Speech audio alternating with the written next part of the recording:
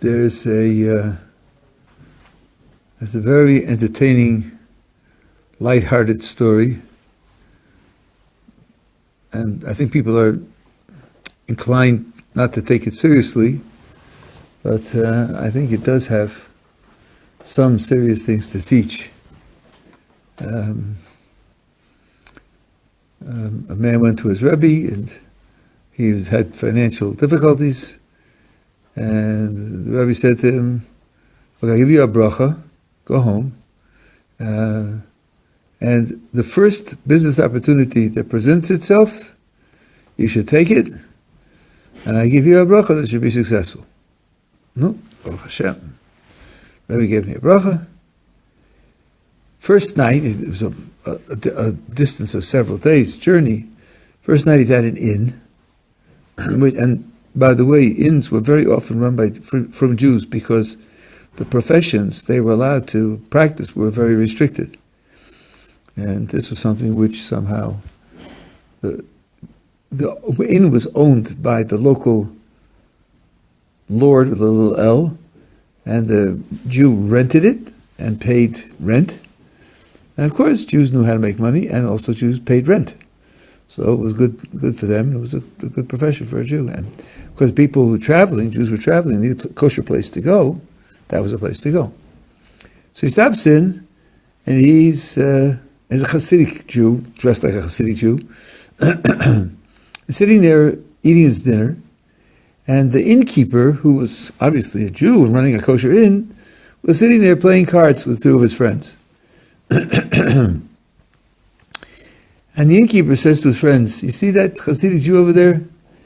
Yeah, they're very, very simple-minded. They're very simple-minded, ignorant people, and superstitious people. They're not serious." And then the innkeeper says to his friends, he said, "Watch, I'll show you how silly they are." So he walks over to this Yid, this Chassid, and he says to him, "Rabbi Yid, you're traveling, you're in the vicinity, you're going, coming." And then he says to the Hasidic Jew, "Would you like to do some business?" The Hasidic Jew thinks, "Wow, I left the Rebbe a few hours ago. This is my first stop. He's offering me to do business." And so the Yid says, "Yeah, let's see. What do you have in mind?" "I have something to sell that's absolutely unique. There isn't anything like it in the whole world. And for you, special, I'm prepared to give you a very special price." So the Yid says, "Well, what is it?" He says, "My share in the world to come. My share in the world to come. I'm prepared to sell it to you." So the Chassid thinks, "Really? This is it? Is this over the counter? I mean, do you have a place in the stock exchange? How do you buy and sell shares in the world to come?" But then his Rebbe said to him that he should take the first opportunity. So the Chassid says to the innkeeper, "How much do you want for it?" The innkeeper says to him, "How much money do you have?"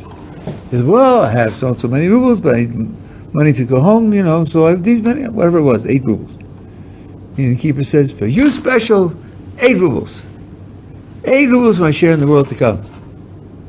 So the Chassid thinks about it, says, "Okay." So the innkeeper says, "So give me the 8 rubles. So the Chassid says, "Wait a minute, I want a deed. I want a document. This is a sale." Wow, a document. He goes over to his 2 friends. He says, "Listen, what's going on? I'm selling my share in the world to come. He's going to give me 8 rubles for it, right? He wants a deed. So I want you to write me up." Wait, a contract is written in Jewish terms. You have 2 witnesses to sign it at the bottom. But they witness that the deal is genuine. So they write up the whole deed, right? And they sign at the bottom. Come back to the chassid with the piece of paper, and the innkeeper says, "Give me the 8 shubels." And so the innkeeper, the chassid reads it, and it's definitely a kosher shtar, and he gives him the 8 rubles and takes the shtar. So the innkeeper walks back to where he's sitting and says, "Look at that! Is that amazing? I made 8 rubles for a piece of paper. These are these people. They're just hopeless. Right? Fine. The time goes by. The chassid goes up to his room to go to sleep. And finally, the innkeeper goes up to his room to go to sleep. And the innkeeper is telling his wife what happened downstairs. Oh, did you miss something? This was unbelievable. I sold a piece of paper to a poor Chasidic Jew for 8 rubles. We told him they would share the world to come. And is that funny? We have 8 rubles to spend. And suddenly he notices she's not laughing. He says to her, what's wrong with you? This is a gigantic joke, and we made a terrific profit. She says, listen, let me tell you something about my childhood.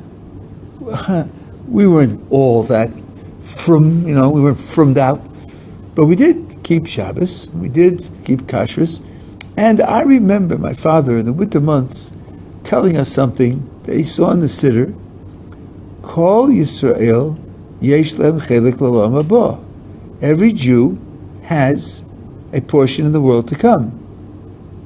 Now it seems to me, she says, and the syllogism worthy of Aristotle, it seems to me if every Jew has a share of the world to come, and you don't have a share of the world to come, then you can't be Jewish.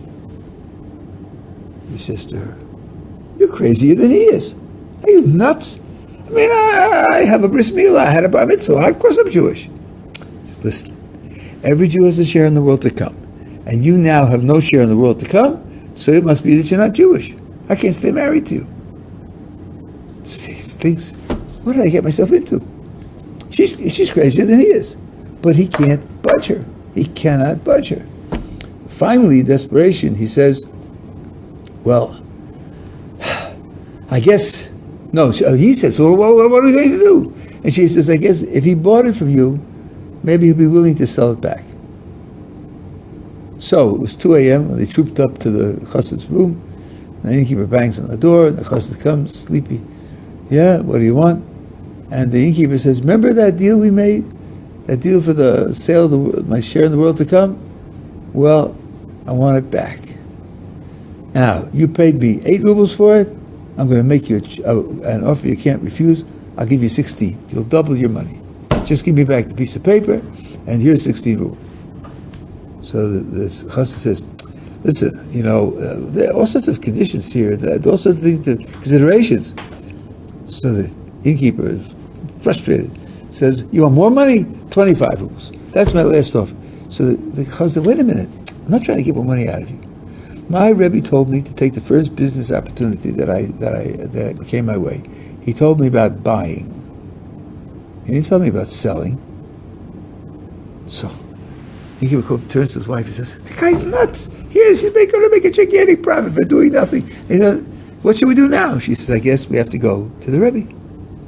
So in the morning, they hitch up the horses to the wagon. This time, the chassid goes in comfort, in a wagon. They go back to the Rabbi, and they tell the Rabbi the whole story. And the Rabbi says to the innkeeper, you're a fool. I'm not going to comment now on the legality of selling your portion of the world to come. But to trivialize it that way, to treat it as if it were a throwaway, you're a real fool. But I think that I could persuade my chassid to sell it back to you for 400 rubles, because that's the amount of money that he wanted. I forgot to tell you, that's what he asked for. Huh? What do you mean? That's when the chassid came to his Rebbe, he said he needs 400 rubles. So, and at this point, the innkeeper faints, 400 rubles. But when he wakes up, the situation hasn't changed. And so the innkeeper says to his wife, they want 400 rubles. I guess we'll have to manage it. She said, yeah, you'll have to manage it. So they contracted to manage it. And they're all leaving. At which point the wife says, wait a minute. I have one more question to ask the Rebbe. I'm going back. So she goes back and she says to the Rebbe, look, you're right, my husband's a fool. No question about it. But I have to ask you, is my husband's share in the world to come worth 400 rubles? So the Rebbe says to her, when he was willing to sell it for 8, it wasn't even worth that. Now that he's willing to spend 400 rubles to get it back, its value cannot be measured in money. That's the end of the story. Now, on a superficial level, the point of the story is, don't trivialize your Jewish identity or your Jewish position. Don't trivialize it. It's not a joke, not something to be laughed about. It's something that's precious beyond value. And even as a joke or as an excuse to make easy money off someone who's not very intelligent, it's a terrible thing to do. That's on the surface. But the last words of the Rabbi indicate that the real value that something has may depend upon how you value it. When he was willing to sell it for 8, it didn't have the value of 8. And he was willing to buy it back for 400, it has a value of unlimited. It means your valuation of something can change its real value. That's not obvious. We tend to think things have a value, especially if you believe in a capitalistic market. The market sets the value. What people are willing to pay for it is the value. But no, here we're being told that your attitude can set the value. Now the question is, does that idea have echoes elsewhere? And how serious are they, and what do they teach us? Here's a case where this idea has, I would say, a very strong and somewhat bitter effect. The general way we understand how Kodesh Baruch Hu runs the world is a Jew does mitzvos, and we all assume related to some averos, and we are compensated. We're compensated for the mitzvos, and we're compensated for the averos, depending on whether we do tshuva. If we do tshuva, then the consequences of the averos are very much weakened, very much lightened, to the extent that if you leave this world clean for sure, but there's consequences to what you do. Now, one element in this picture is all transgressions have to be taken care of before a Jew goes to the world to come. Because the world to come is supposed to be wholly good. Wholly, the pleasure of enjoying the presence of HaKadosh Baruch Hu, relationship with HaKadosh Baruch Hu. So whatever the consequences of the Avera are, they have to be paid off before he gets into the world to come. Some sources say that for some people that's not possible. The accumulated evil is so great that it's simply impossible to pay them off. Or maybe to put it another way, to pay them off adequately would mean that they would cease to exist. They've so polluted the range of their positive elements that there's going to be nothing left. So, on the other hand, the idea of a mitzvah is that its real reward is in the world to come, schar b'hayam aleika, which means total reward doesn't exist in this world. Why? Because a mitzvah is something ruchni, something spiritual. It has the essential participation of the soul, which is investing its spirituality into the action. And therefore there isn't enough in this world to pay a person off for a single mitzvah. All the pleasure of this world would not suffice to be payment for a single mitzvah. That's why mitzvahs have to be compensated in the world to come. Now, given the two things I just told you, we have an immediate contradiction. Because we've said that certain people are so evil, they can't make it into the world to come, which is Maimonides' position, which is some of the Ramchal's writings say that, others deny it. It's a common position. Kores has two applications. One is kores in this world, which means the person dies young, and kores in the next world means the soul ceases to exist. But now we have a problem. What are we going to do for that terribly black soul, the person who did some mitzvos, be vanishingly rare for a find a Jew who didn't do any mitzvos at all? What's going to happen to his mitzvos? On the one hand, we said HaKadosh Baruch Hu pays off for every mitzvah. HaKadosh because Baruch Hu does not ignore the good deeds of any person. On the other hand, we said that paying off for a mitzvah requires the world to come, because there isn't enough in this world to pay off for a mitzvah, even a single mitzvah. And in the third hand, we said, these people, this small minority, are so evil, they're not going to get into the world to come. How are they going to be paid off for their mitzvahs? So there are two explanations that are given. One which simply bites the bullet and says, well, you get paid off for the mitzvah and paid off adequately for the mitzvah in the world to come, unless you commit spiritual suicide. You can commit spiritual suicide to the extent that you disqualify yourself in the world to come, and then you aren't going to get it because you've made yourself incapable of receiving it.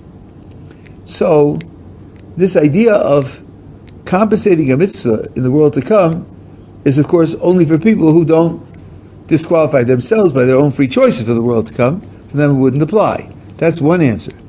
But there's another answer. This is the one that I want to focus on now. The other answer is, you can be paid off in the currency that you have set for mitzvahs. Because your own actions could imply the value that you place on mitzvahs, and if you get paid off for your mitzvah in the value that you yourself acknowledge, you have no complaint.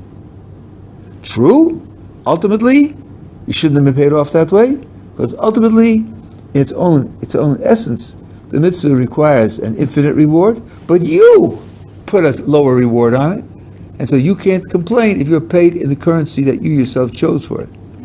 And here's the example. It's 5 p.m. Wednesday afternoon, and he's on a business call, which is negotiating a very important deal, and sundown is 5:15, and he hasn't davened mincha. He knows the time is going by. And what he really ought to do is say to the person, this is very important, but I have a pressing obligation, and I have to absent myself for 15 minutes, and I'll be back. But part of him says, maybe he'll give up. Maybe he'll get somebody else. Maybe he won't think I'm serious. Shall I stop and daven mincha, or shall I give up mincha to seal the deal? And he says, this occasion, I'm not davening mincha. Okay, then estimate the profit in this deal, $500,000. He has now put a price on mincha. Mincha is worth $500,000. So if HaKadosh Baruch Hu arranges that he should earn $500,000 more than he ordinarily otherwise would have, that HaKadosh Baruch Hu has paid him off for a mincha he did daven on a different occasion. That mincha that he did daven, he's paid him off in the currency that he himself has identified as adequate for mincha. So that means that because he has set this price on the mincha, he has reduced its value to that price. And that value becomes the value in which he's going to be paid off for that mitzvah, which is a gigantic reduction. So here's an example of what that Rabbi told that fellow, that, when you were willing to sell it for 8 rubles, it wasn't worth that. When you're willing to pay 400, it's worth more. That your attitude towards it sets its real value. Not just a question of being something subjective, just your emotions and so on and so on. No. The value of an item can depend upon, this is an item for you. In that case, it was his world to come. In this case, it's the value for his mitzvah. The value for you can be set according to the attitude that you take towards it.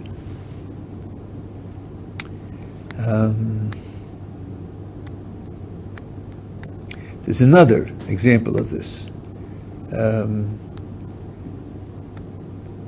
There's a Mishnah Pirkei Avos, Havidanas Chol Adam L'Chavschus. Person should always, let's say it right. The person should judge other people's favorably. Judge them favorably.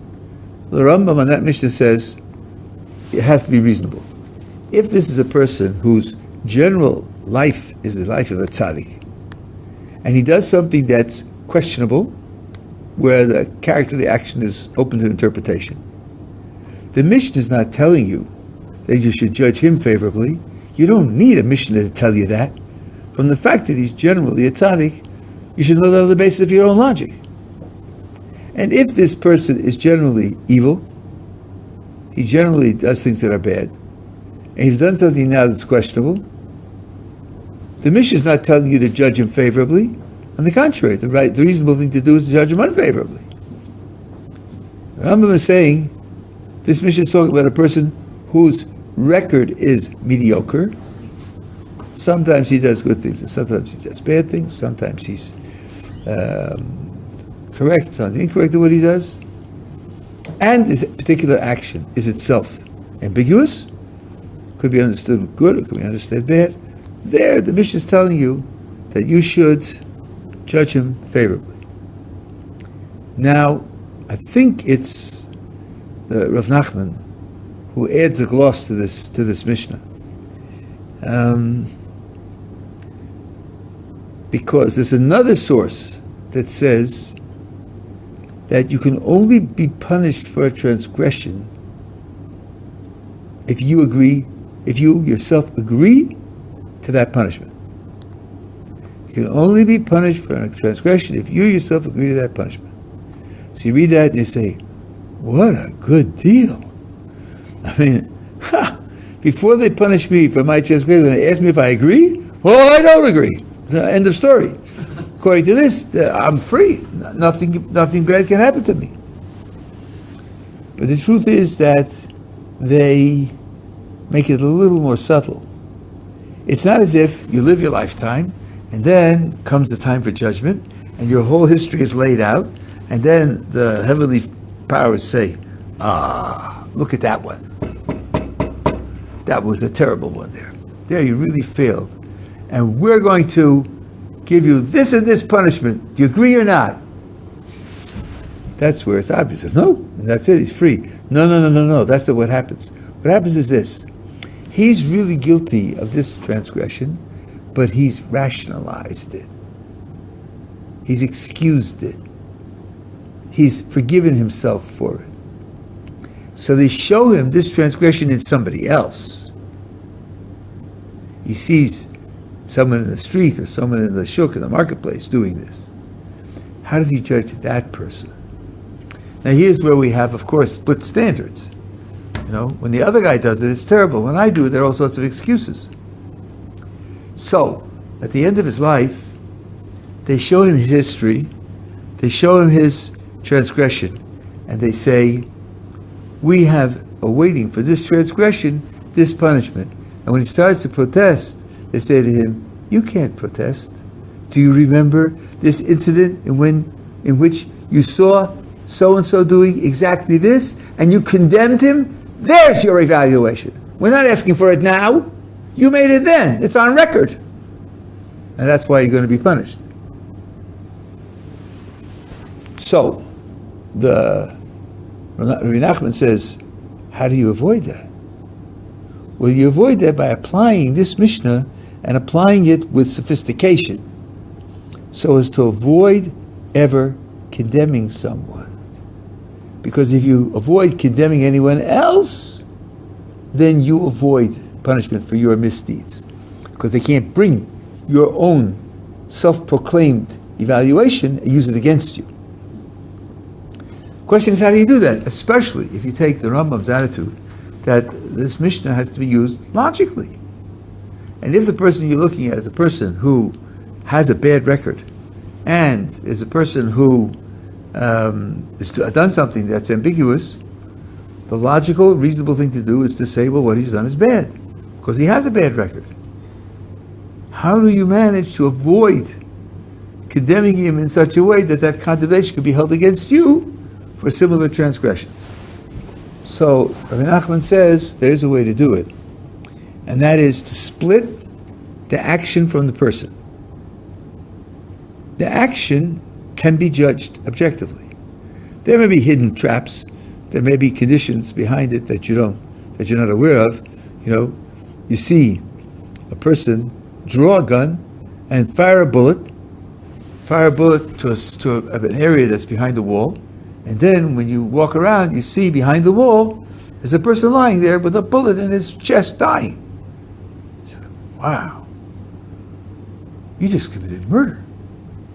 He says, look again, friend. Look what's 3 feet from his right hand. Oh, there's a revolver 3 feet from his right hand. And this guy says, he pulled first. I fired in self-defense.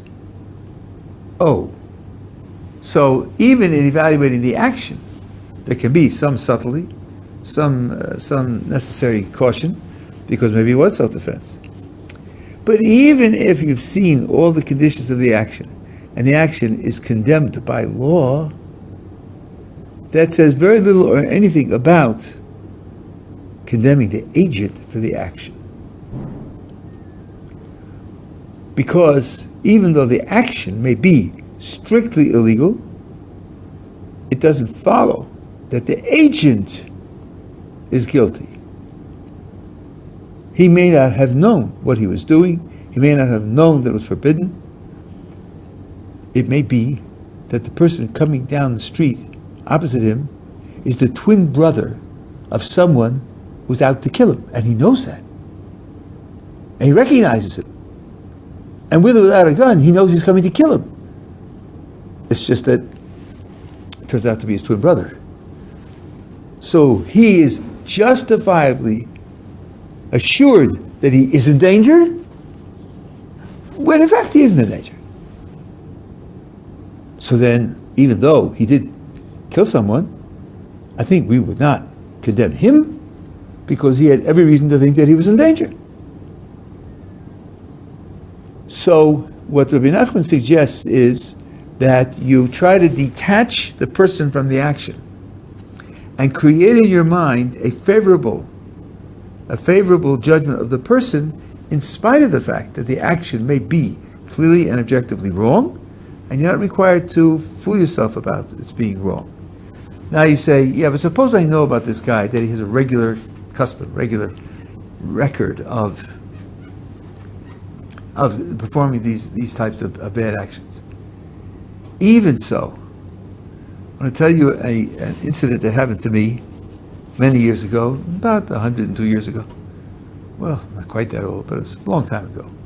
I was living in Boston, and I was davening by my Rabbi Zatzal, Boston Rabbi, every morning. One day after Shachris, after morning prayers, someone came into the shul and walked up to the Rabbi, someone whom I knew actually, came into the shul and walked up to the Rabbi and started yelling at him.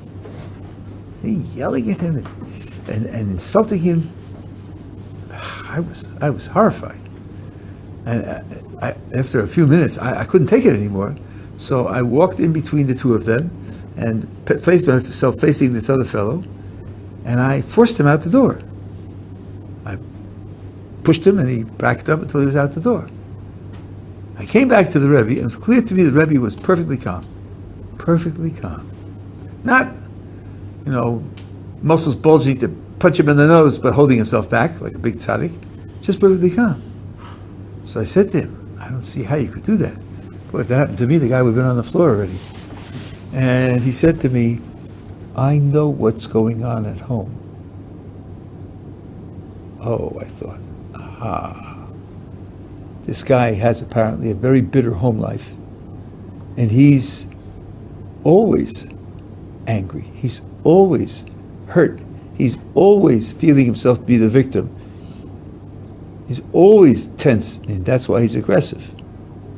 Well, if you know that about the person, it's much easier to forgive him.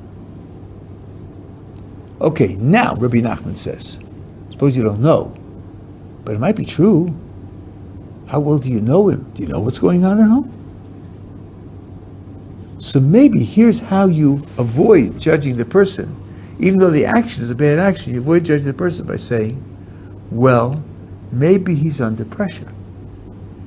Maybe he's suffering in certain ways, and that's why he does things like this. Habitually. He does them habitually. For example, I have actually observed certain husband-wife interactions where the wife makes it clear she has absolutely no respect for her husband. And she makes it clear in public, which means to me that it must be consistent.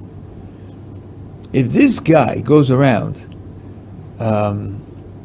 seeking honor and putting people down and cutting them to bits, I know what's going on at home. He's not like other people. He's not just callous.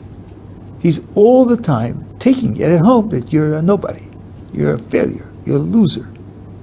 And that can undermine a person and drive him to distraction. So Rabbi Nachman says, the way you detach the person from the action is by creating for him a scenario at home, what he's suffering, at home, at work, health issues, who knows what. And in that way, you can avoid judging him badly. I know someone, this goes back a long time, this person is big, well-built, he used to work out, he was very strong, and he had a little problem that when people irritated him, he would break their arms. Little things like that. And he worked on it. He worked on it, and he struggled with himself over a period of years till he stopped breaking people's arms. Now, I want to ask you, how sensitive do you think he was during this period of time about other people's psychological needs, reading their attitudes, reading their feelings, and trying to draw them out, and trying to give them support and so on? He was preoccupied with not breaking their arms, There's just so much psychic energy you have, so much psychic space you have, and it was impossible. So someone would read him and say, boy, he's really not sensitive. He doesn't seem to care about it. Right. He's not sensitive, doesn't care, because he's working on not breaking people's arms. That's what he's working on at the moment, thank you. Years later, of course, he conquered this problem, and then he went on to working on his sensitivity. But you don't know that. All you see is someone says, I have this problem, and he just laughs it off. So if you can create a scenario for him, now, what is this? How does this relate to the story? Is because his own evaluation of the other person's action will determine what his own liability is for his own actions. Because the principle was, you can only be punished in a way that you agree to. And the agreement is stimulated, it comes out of you when you see it in other people. So you can determine your own liability for punishment by judging someone else favorably. It's your judgment favorably which protects you from that liability. I think that's a very, very striking thing. It's your attitude that determines the outcome. There is a brand of therapy which uses a similar idea. And I think that as far as it goes, it can be very useful. All therapies are limited. All therapies are based on analyzing a slice of human behavior and then blowing it up as if it were the whole of the human being. That's why they all have false elements. But the way you respond to circumstances depends a lot on how you interpret it. Now here's the tricky thing. The situation can have objectively different interpretations. If a person is using this therapy and saying, so just pretend it's okay, and then you'll respond well to it, I think that's very short-sighted. And it's unlikely to work because people are realistic, and if they pretend that it's good, realism will come up and give them a slap in the face, and then they'll say, well, it was a mistake. And they'll give up the whole thing. No, you have to think creatively about the interpretations that are available that are real, and then try to choose interpretation which gives you a better chance at a better life. The simple example of this is the glass of water, where they say some people see it half empty and some people see it half full. Now here's a piece of logic which many people don't get. If some say it's half empty and some say it's half full, what's the truth?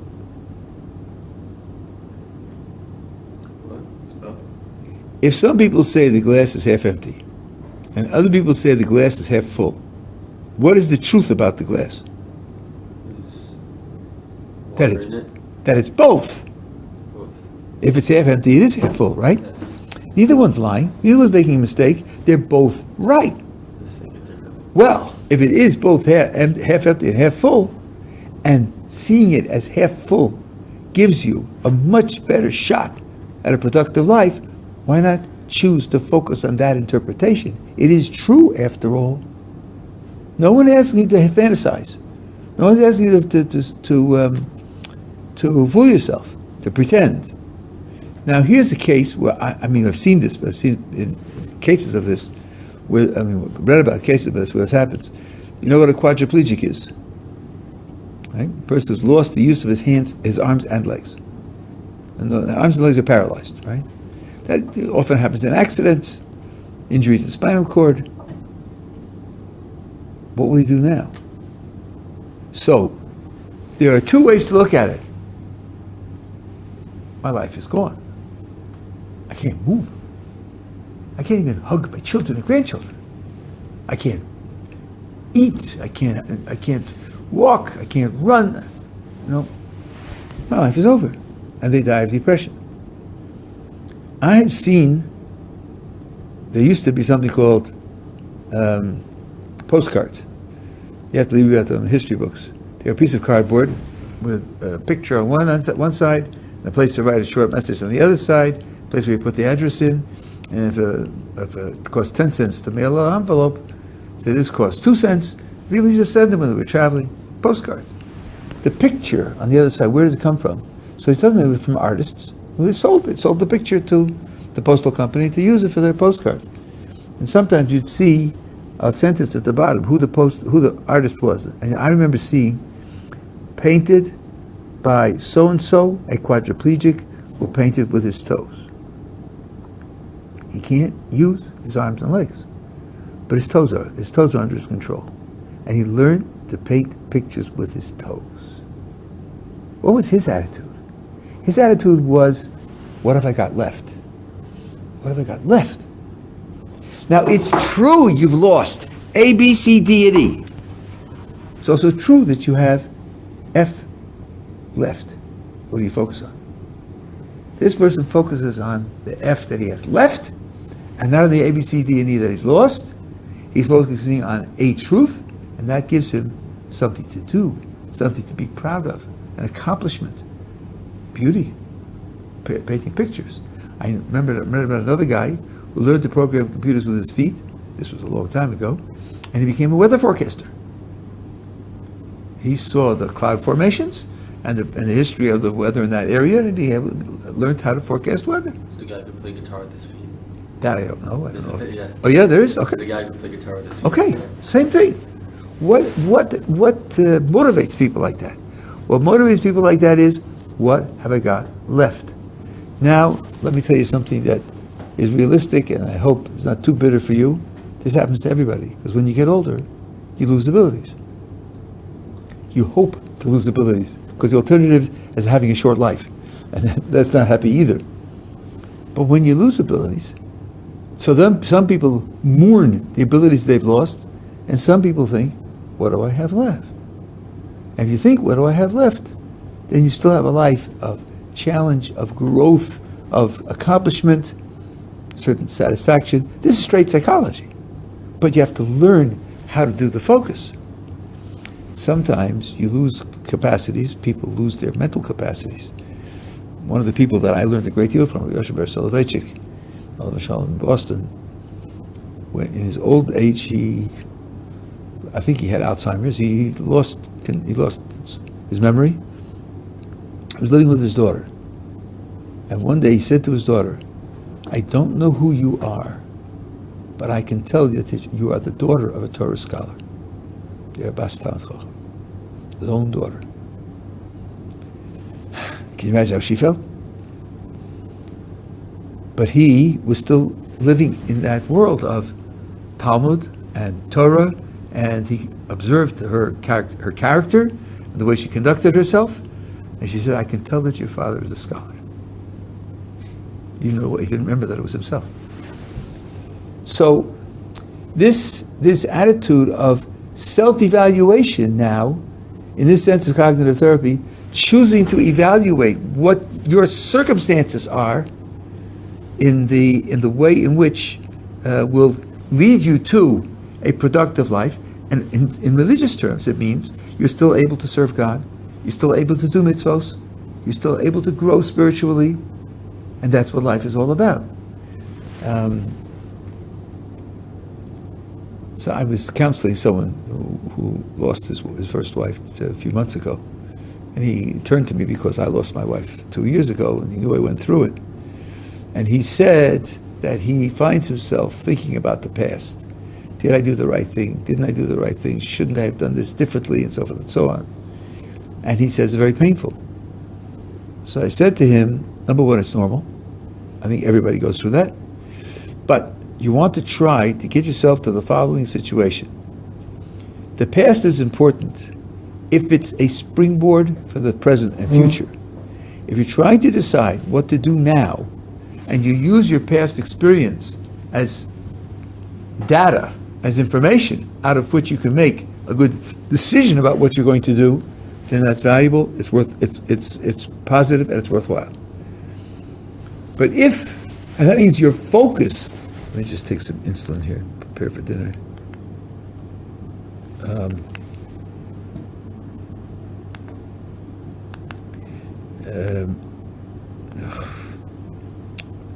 Come on, pay attention. No, I'm in the wrong place. There we go.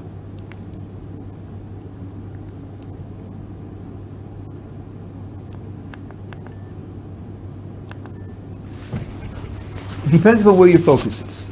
If your focus is future and you're using the past as a way to evaluate so that you can make the best out of your future, that's fine. But if you're dwelling on, if you're identifying with the past, if you're locating yourself in the past and reliving it and going through it over and over again, that's unhealthy. That's unhealthy. Now, this is a similar attitude, a similar challenge. The past is real. And indeed, you did things in the past. And indeed, you may have failed in the past. And that's relevant. What's it relevant to? It's not relevant to focusing on the past and becoming depressed. It's relevant to doing tshuva to improve the future, and in that way rectify the past. So it's relevant. No one's recommending forgetting it, but use it creatively to do something good in the future. Don't use it as something don't be trapped in it and make it something which is like an albatross around your neck where you can't get rid of it. You can't use it, you can't grow from it. So this also is a question of focus. So what this story indicates, I think in serious terms, is the kind of focus you have in life, where the extent to which the focus can be chosen, and you have a variety of realistic points of view to focus on, to first of all realize that you have such a variety, and second of all, to work on choosing the focus which is realistic and which is productive. Zelig Pliskin's first book, it's called Gateway to Happiness, where he wrote about this.